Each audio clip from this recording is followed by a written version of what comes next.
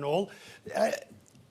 The title of the session is Climate Finance Reaching Velocity.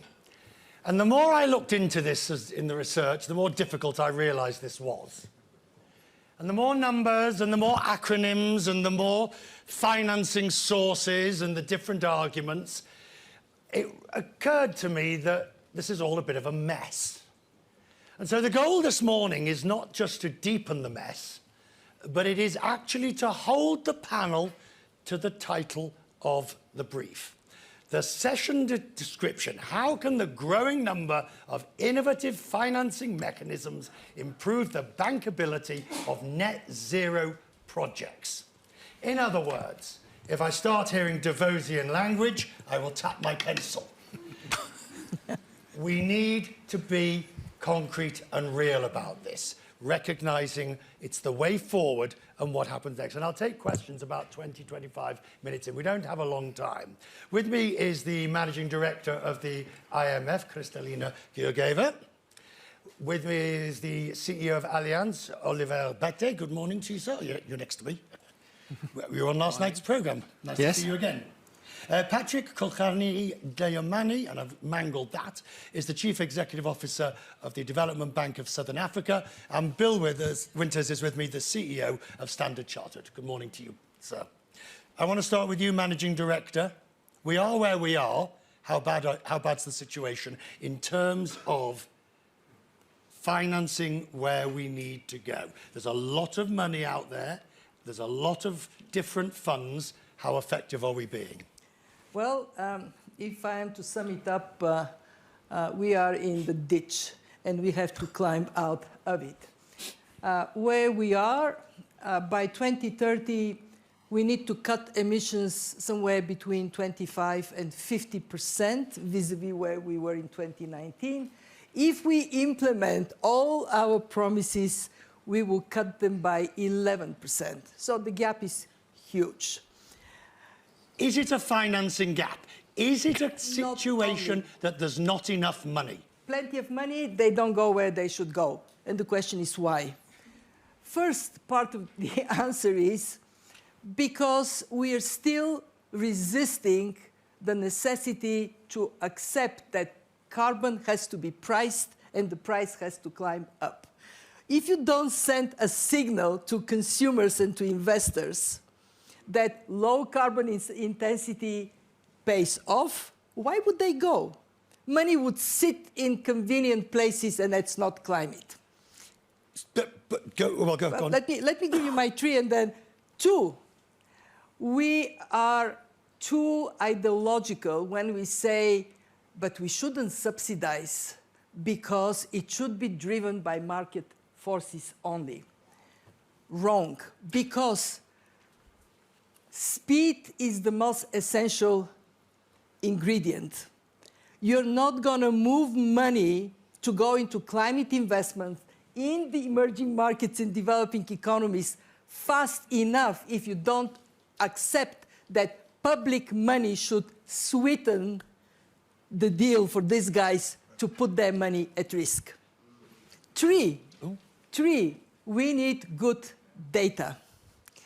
And and we need taxonomies that are simple. We have made it so complicated that, of course, people are now saying, you guys are greenwashing. This is not real.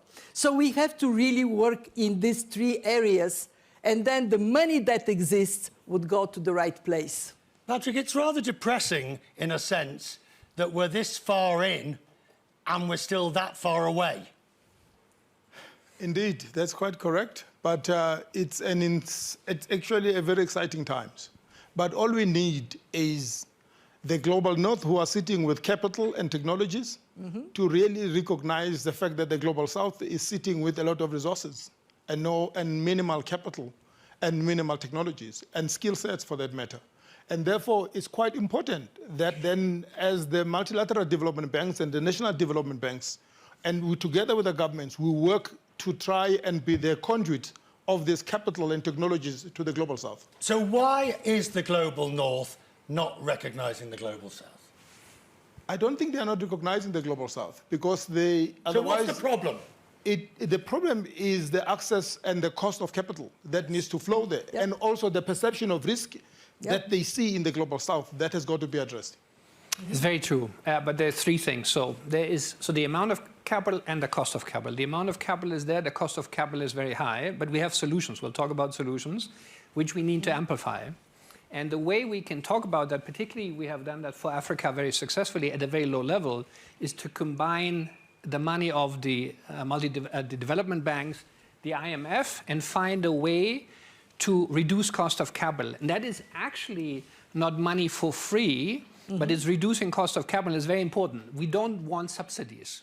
We want a proper understanding of what the risks are. By the way, there's a second problem. Because we need to fundamentally change our industry models, not just the energy model. Think about Germany now. It's like in an airplane that has a problem is nosediving. You put your mask on first, and you're trying to survive, and then you worry about the other passengers.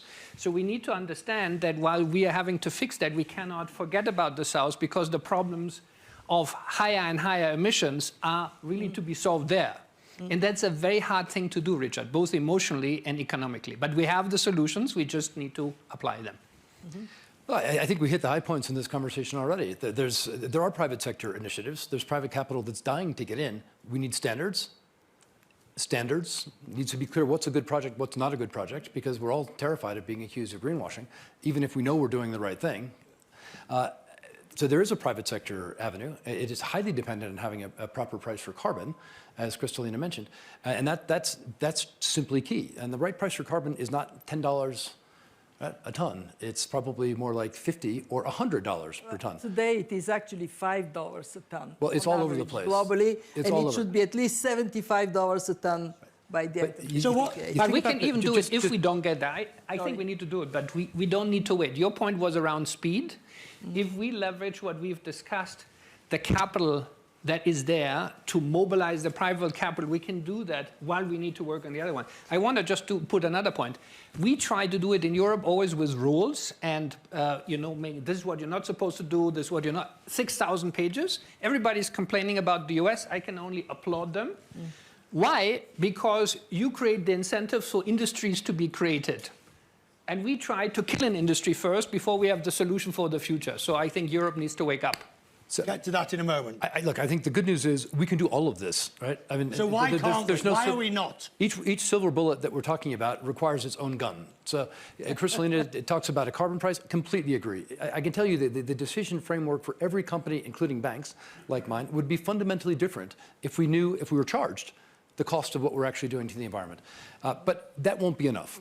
There's got to be some public sector catalyst as well. And I take Oliver's point on the approach of Europe, but Europe has actually reduced its emissions, which the rest of the world has not. It's not. As far as I can tell, German industry is still pretty robust, although it's slightly challenged right now. So I know you're right, but we can do both. Right? We can have a cap and trade type system that gets a proper price for carbon, $80 in the European case, so in the zone that Kristalina is talking about, and create the incentives that the US has created, and we can harness private sector capital, and we can marry the public and private sector together, which we have not done yet.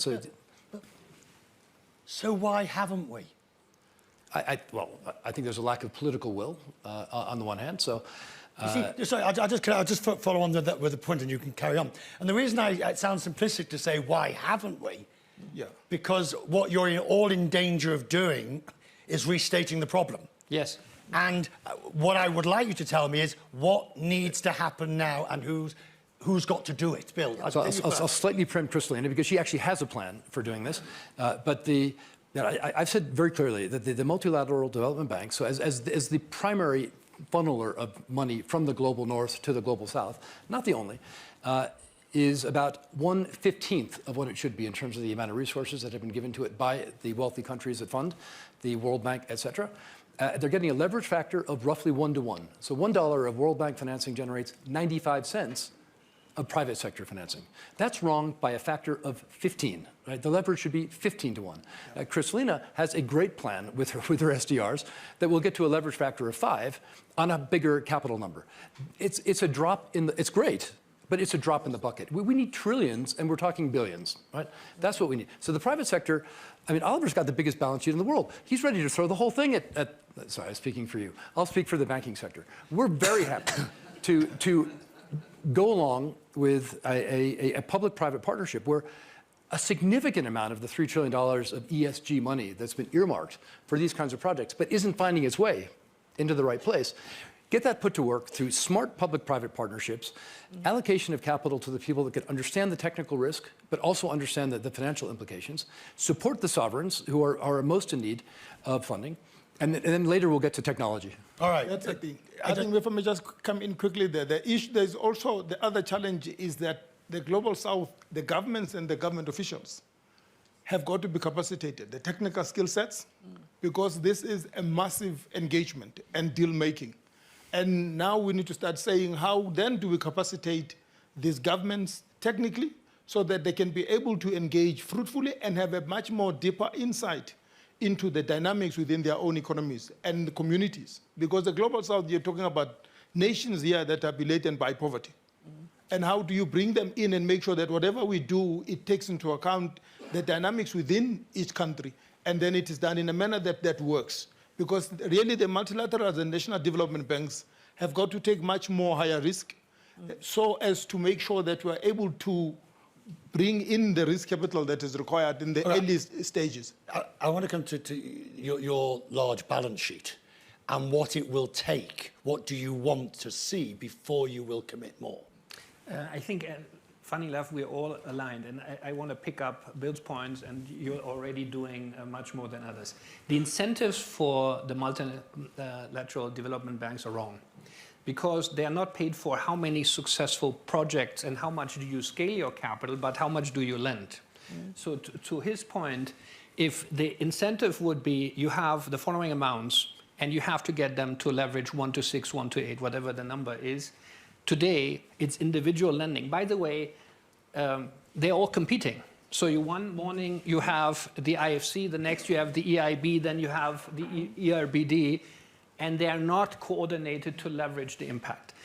And the Hang other on, ones, that's pretty basic. yes. And it's the shareholders of these banks that should do the work. So how do we end up? God. Many of them are here, by the way. So, right, fine. They can, and when we come to questions, if they're in the room, they can justify their Well, maybe positions. not in the room, but they're in the But location. how do we get to a situation, your policy? She knows. How do we get to a situation where the MDBs are competing against each other, even though they'll probably tell me when I ask them afterwards that they are not, where the leverage number is not as high as it should be, and whilst the Global South is still saying, well, actually, besides money, we'd also need the technical expertise? Well, the number one priority for all of us is to recognize that we are in the same boat. And if one institution succeeds and another one fails, in the end, we all suffer. I don't agree on that. I don't agree. No, we are in the same boat. Well, yes, but you're on the same boat when you're all on the Queen Mary, and some are in the in the first class, and some are in the steerage. I'm sorry to break this news to you, but we are not on Queen Mary. We are on the Titanic. I gave you that one. I gave you that one. So, the number one priority is to force all of us, and I put my institution in, to collaborate for the sake of moving financing to developing countries with the speed that is necessary to protect human race. And that is for the next COP. I really hope, and since you are asking for solutions, I really hope that we would go to the next COP and there would be a pact among development finance institutions, and I would add also national development finance institutions, that we look at our collective impact rather than our individual project balance sheet, and that we have an agreement among us that we measure success by how much collectively we accelerate the green transition and adaptation to climate change. Second very important point, and my institution is quite critical, is to recognize that good policies matter. In other words, you have to have in the country strong fundamentals, so you are attractive for private investment, not just on climate, on anything else. So we have to work in that area and then build upon that this next floor, which is good climate policies. And when I think of what the fund embarked to do, we work with our members so they have strong policies, strong institutions, in other words, capacity development matters, and we then bring financing to move you to step forward. And I don't want to sound pessimistic. I think that there are bright spots. I think of South Africa as giving a great example for what can be done. I think of Indonesia as a bright spot of what can be done. Our problem today is that a couple of bright spots on a dark horizon, not good enough. Move en masse. She also has a rescue boat, actually, to rescue all of us from this Titanic. Because through her special drawing rights, Yeah. she really can be a game changer for a lot in terms of making sure that we catalyze the private sector much more meaningfully. What about the Managing Director's point that within the countries themselves, there needs to be reform, both of political, economic, all the issues that we've talked about many times here at Davos? I couldn't agree more, actually, with the Managing Director on that one, because the reforms that are needed are absolutely critical, because we also need to set up, as emerging markets or emerging nations, our own just energy transition plans to make sure that we have our own commitment to a low carbon future or net zero by 2050. And what exactly does that mean to the various components of the society, and how do we ensure that as we engage with our international partners in the global north, we are able to be much more impactful? I can completely agree with the need for domestic reform, but can we please not do this in sequence? Can we do these in parallel? We really can't wait to get going on the climate front. Agree. If you Agree. with speed comes the opportunity for lost money, for money going missing. And the sums involved are so enormous that who's going to notice if a couple of 100 million go out the back door? Yeah, of course. And the cost of delay is also quite enormous. We could briefly shift the discussion to adaptation from mitigation. The cost of delaying the adaptation steps in developing countries by just a couple of years is $500 million. That's right, $500 billion. Right? This is speed is critically important in this fight. So we have to balance the risk of. I mean, leakage is a terrible thing, right? But corruption is a terrible thing. It's never going to go to zero. We have to balance those risks against the risk to the climate and the planet. Yeah. And also the chance to ensure that we are able to have much more credible ESG standards, because we have to know what is green and what is not green. Because otherwise people are going to fudge this whole thing. So the credibility and the trustworthiness of governments and actors throughout this chain is absolutely critical. Mm-hmm. This is why the concept of blended finance works for two ways, and I think it's often not understood, Richard. The first thing is when the World Bank does lending to countries or projects, the evidence over decades is that the level of corruption, the level of abuse is massively lower if you have private only. Right? So you're getting two ways to reduce cost of capital. One is because of the capital structure, you have first loss pieces and others. Mm-hmm. The second one, you actually have much better projects, much lower corruption, and much less abuse. That is why we really need to scale the MDBs, not just because we want a lower coupon, but we're getting much better quality. Plus, a lot of the MDBs have much better risk information on the projects that are not being shared. A big criticism we had with the World Bank is why don't we have access to the risk experience database, and then we'll pool that because it improves. So there's a lot there that speaks beyond just capital. But as you say, the shareholders of the MDB says, great work the last 30 years, we need a different system and we need it now. But second comment, the same principles, by the way, do apply to Europe or other markets. You know, public-private partnerships were always meant to be, okay, there's somebody who wants risk protection for a higher yield. The amount of money we need just to transform Europe will have to come from us, but a lot of the risk, the technology risk, the regulatory risk, the political risk, will not make the money come because the experience has been, oh, I bought the gas pipeline, the next government says, I'm going to reduce your margin by 50%. So people want to have real security that these things will be stable. And therefore, we need to move from here's 50 pages of requirements for what is green to how do we get the projects done. Yep. How do we do that? How do we do that? Can I offer? I mean, how do you get to the position where you, well, maybe it's a good question for the MD. How do you get to a position where you get rid of the 50 pages and you get down to what needs to be done? That's the goal. Otherwise, you're going in circles. It's common Very standards. Yep. Common standards. Yes, but... Because when you have common standards... No, I don't deny common right? standards. Right. But I'm and adherence to the standards. Who sets the standards? And why X number of years into this? What are we on, COP 28 next? Now, yeah. So COP 28, and we are sitting here in Davos, Right. and you are telling me that what we need are common standards. Right? It is late. And we have them. Right. And then, you know, the European Commission says, I have my own. Then the American says, I have my own, right? We have worked actually here. One of the greatest things that the WEFAS does have a disclosure standard for accounting, which the top 4 accounting firms, we have a good, why could we please not just implement them and everybody please? And that requires a lot of political pressure, and that's why his point on speed is, could we just say there's a deadline? In our company, by the way, we say, you can have all proposals, but they need to fit on 10 pages, would be a great proposal for policy making. Certainly in this area.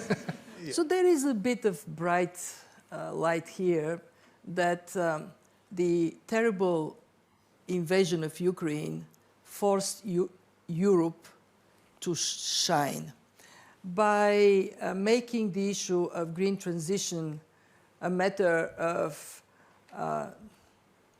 winter survival for Europeans.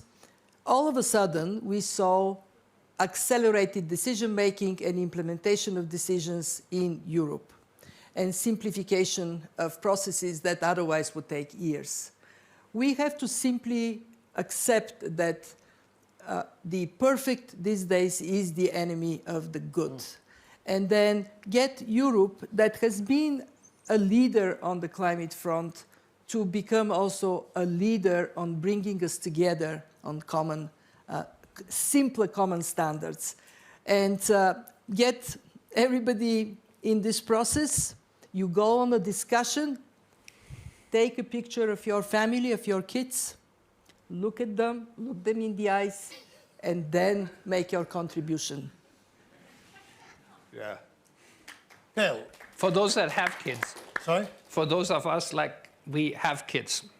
There's an interesting correlation between policy making of people who have kids and have no kids. By the way, look at that. Really? Yes, look at that. I actually, sorry, I'm gonna make the most practical proposal. Get grandmothers and grandfathers. There is nothing like the love for your grandchildren. I speak from experience. Make them be the decision makers. Nobody else.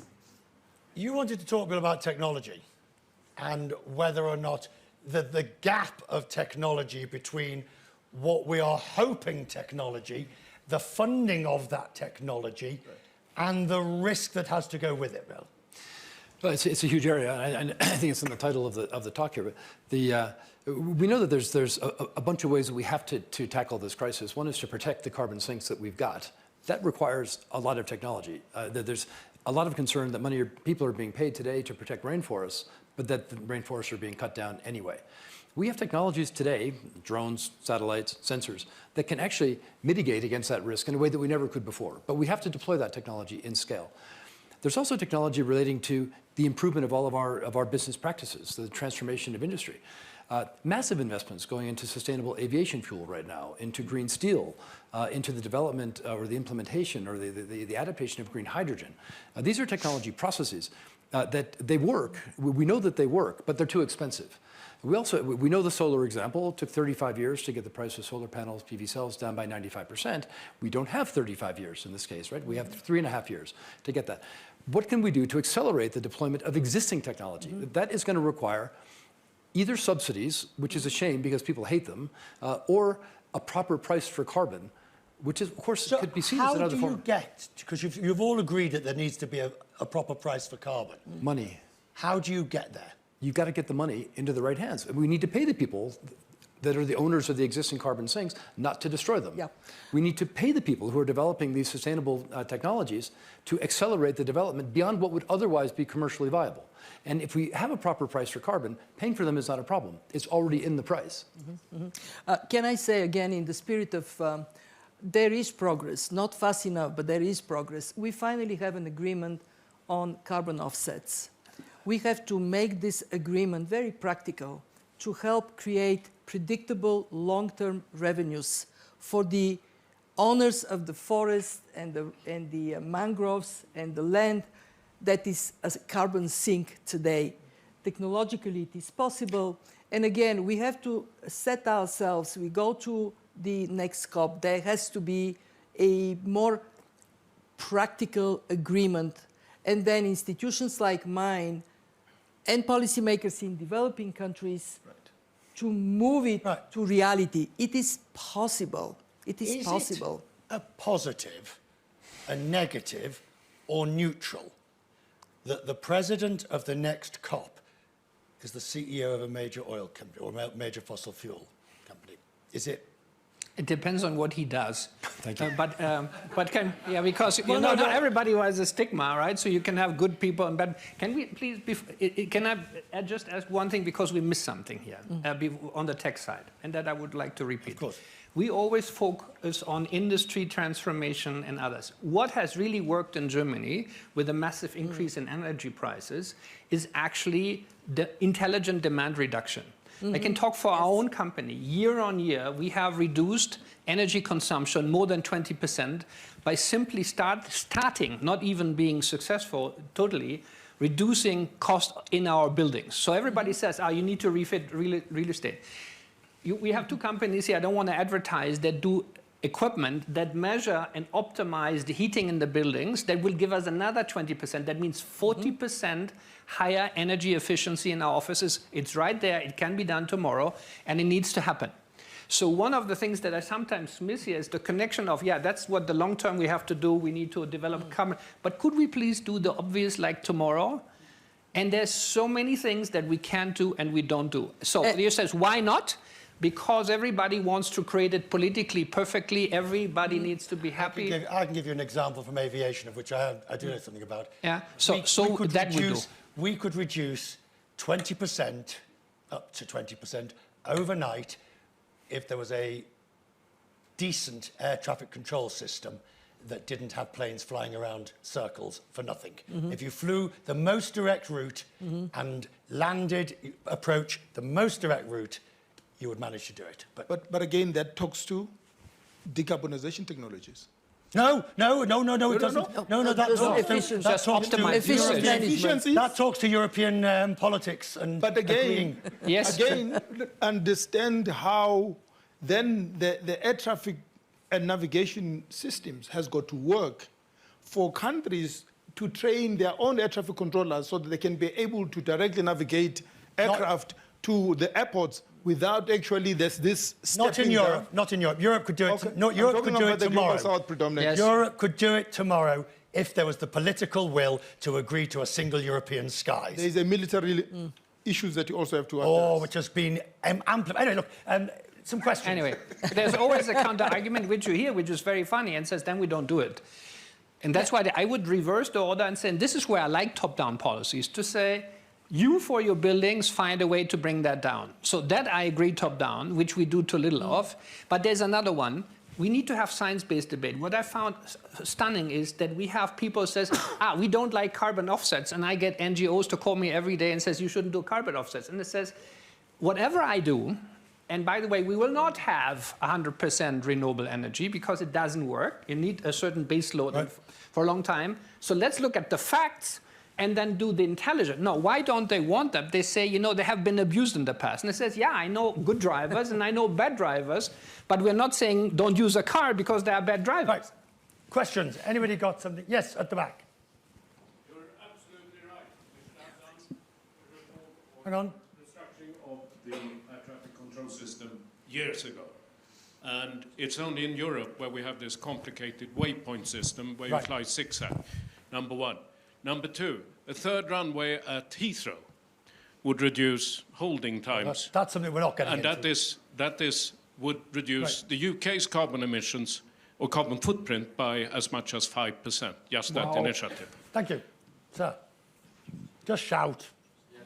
So we always hear we need a carbon tax, not to finance everything. But you all know a carbon tax is very unpopular and the government gets not re-elected because of the carbon tax. So why aren't we simply thinking about another tax which is more oriented to the ability to contribute? For instance, simply a tax on profit, saying a contribution to climate independent of how you pollute, simply to have enough finance going towards the transition, because by linking it to the carbon tax, you know, we don't advance in the financing of climate Bill finance. first.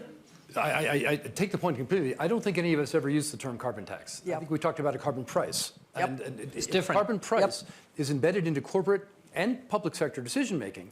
Now, the question is, who gets the money? And one way is for the governments to get the money and then redistribute as they see fit. I understand the political challenges of that. But if we have a carbon price and the money is effectively going into the people who are reducing their carbon emissions, then you've got a private sector market-based mechanism to get money into the right place and incentivize the right behavior. Yep, exactly.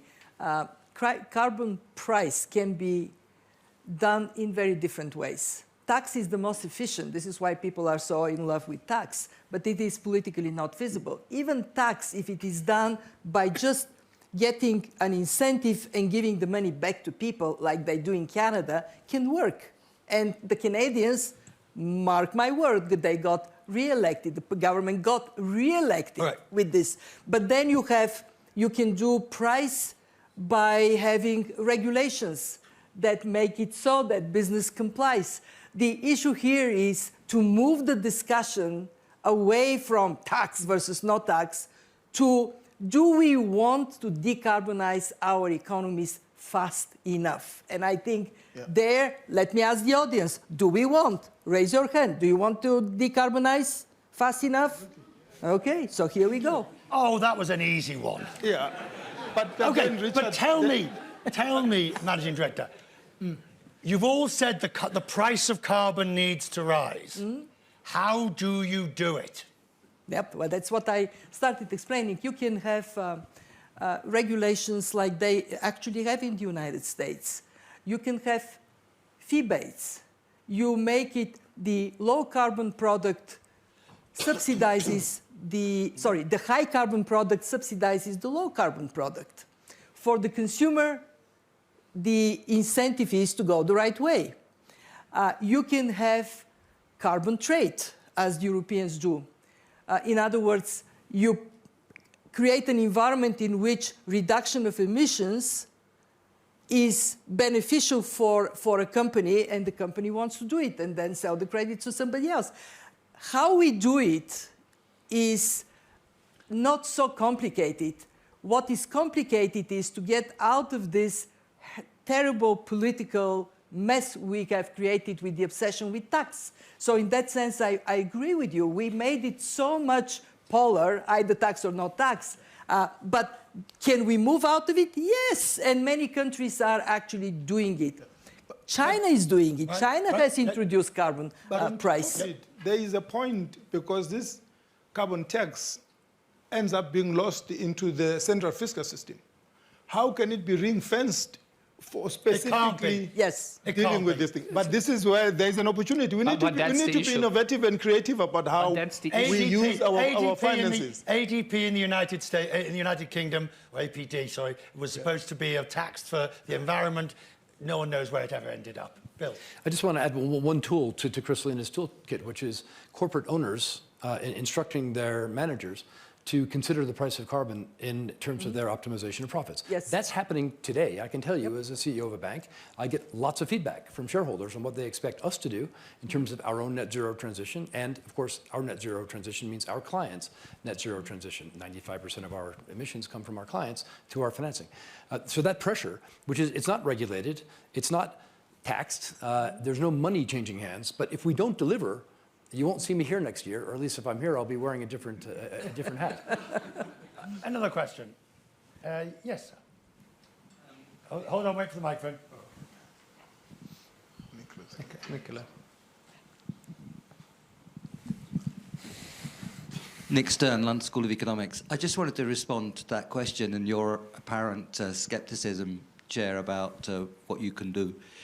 Standards and regulations are very powerful. In the UK, we're not going to sell internal combustion engine vehicles after 2030. Many other countries and regions following the same. That's a very powerful incentive. We're seeing that support for R&D and innovation can be very strong. We've seen internal carbon prices, as Bill just described, in firms. There's a tremendous amount that governments can do to enable things which are already pretty competitive, and so on. And finance is fundamental, and with this group, obviously, it's the big topic. But, National Infrastructure Investment Bank in the UK is a very good idea, starting to move. So there's so much so that the skepticism is all too difficult. It's not too difficult, and there's lots of things we can do, and the tipping points, the clean being cheaper than the dirty, are very broad. Right, hang on. Sir, you just said there are lots of things we can do. Yes. Right? Yeah. And there are lots of things that we're doing, and the cheap... But clearly, according to the panel, not enough. Yes, we're not moving fast enough, but there's something to accelerate. That's my point. We're nowhere near fast enough, but there's something there that we can really build on. What's the barrier to being fast enough? A lot of it is political will and strong sense of strategic direction. But as you see the clean being cheaper than the dirty, that kind of political will can build. Yes. He's totally right. Sorry? He's totally right. And for example, in Germany, we still tax the use of energy, how much, rather than whether you have CO2 emissions. We should really tax energy consumption based on how much CO2 is being used, and people will change the way there. So we've been talking but it's happening. It's going to come. Aziz, Indica Energy. When can we expect changes in the financial sectors which can amend their attitude toward the risk and return of decarbonization project or climate projects, which because this is about risk and return from the financial sector perspective. That is easy, because financial sector is one of the most regulated sectors in the world. Then we can just do it again. Yeah, thank you. Yeah, so actually we are doing it not at scale because the cost of capital is what it is. By the way, regulators said that. And so we're getting one saying you need to reduce the risk in your balance sheet. And the next data says you need to do highly risky lending. So the blended finance is a very important answer that we need to dramatically increase. But we also need to make sure that regulators have to have an integrated view. So if I have the finance ministry one day saying you need to triple lending, and the next day the supervisor comes and says, don't listen, I want you to de-risk your balance sheet, that hardly ever works. Yeah, this is an excellent question. When can we see that finally happening? There is now significant traction in recognizing that public money that goes into development banks can do and must do only one of two things.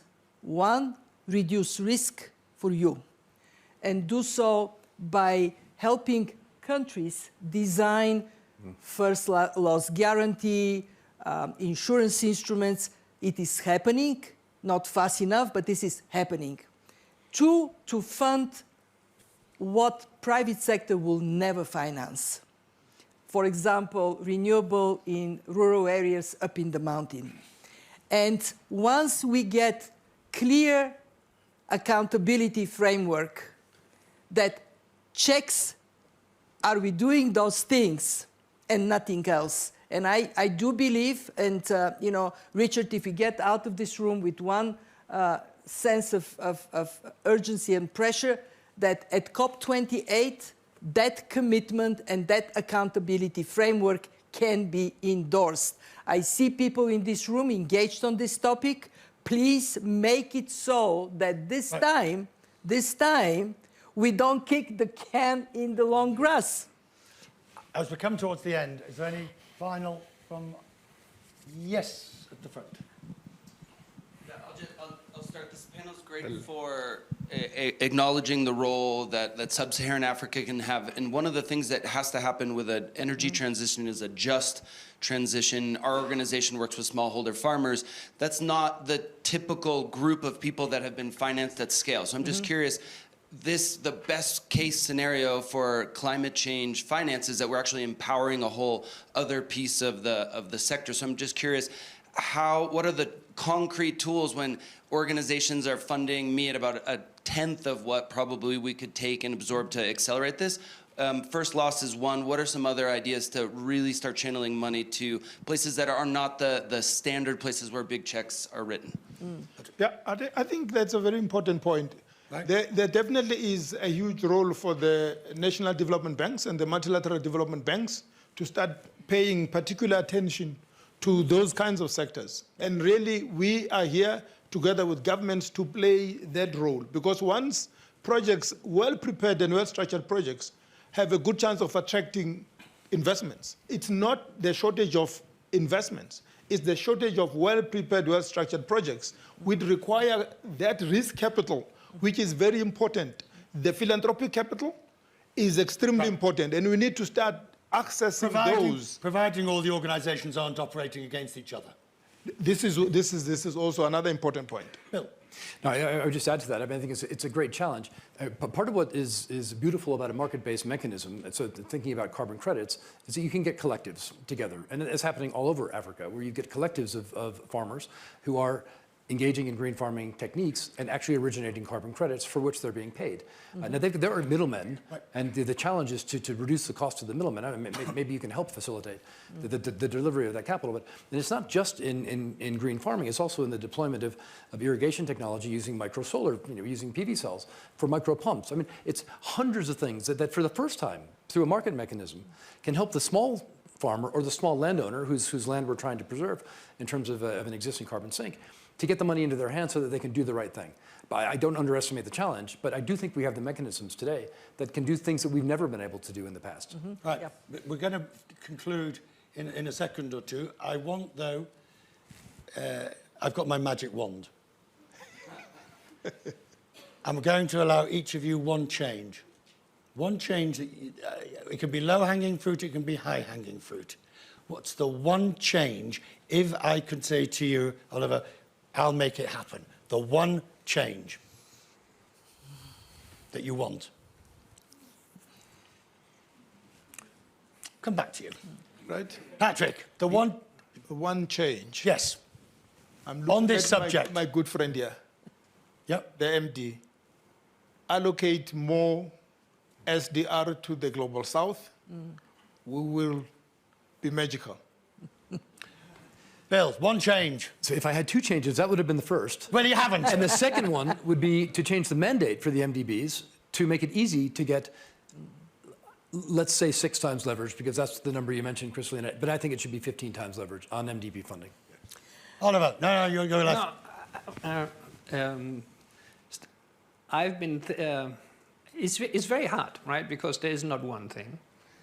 Maybe because I'm an economist, I'm too complicated. The one thing that I think I wanted has happened, you will not be, I'm an optimist, has happened this year, which is that people really have recognized that there is time value of money and we need to do things very fast. So setting deadlines for people to implement whatever it is. Done. Set a deadline. Done. Yeah. Well, we all recognize a big obstacle comes from one political. change. No, I'm going to come to the change. Wait. It's political. So my one change is to bring the 80% top emitters in one room. US, China, India, European Union. Put them in one room. Lock the door. Let them out after they sign with blood, a commitment to work together to save our planet. Yeah. Do you want to say something? Richard, thanks. Matthew Blake from the World Economic Forum. Managing Director, we can help get those as a multi-stakeholder platform. Get those individuals in a room. We'll have a very big lock on that door. I just wanted to share the premise of this session is around new technologies. It's a vital aspect of the discussion. At the forum, through an initiative called Financing the Transition to Net Zero, over the last 4.5 years, we've brought over 100 financiers, bankers, insurers, asset owners, asset managers, together with hard-to-abate sectors: steel, chemicals, aviation, shipping, trucking. We've explored the key technologies, sustainable aviation fuel, we've heard a number of them, hydrogen, carbon capture, sequestration, and others. And we've thought through how you create financing blueprints at a detailed level. And through that process as well, we've identified obviously some of the core barriers and incentives to move money in that direction. This coming year, we'll be working very closely with the First Movers Coalition. We already have a great collaboration there, and other bodies on advancing this critical topic. Yep. And thank you, Richard, and thank you, panelists. Managing Director, maybe you could ask them for the big room. There's that very large room over there that they're always using for speakers. Maybe the WEF will give you the room and you can lock them all in. Just make sure I'm nowhere near at the time. Ladies and gentlemen, our panel, thank you. Thank you. Thank you.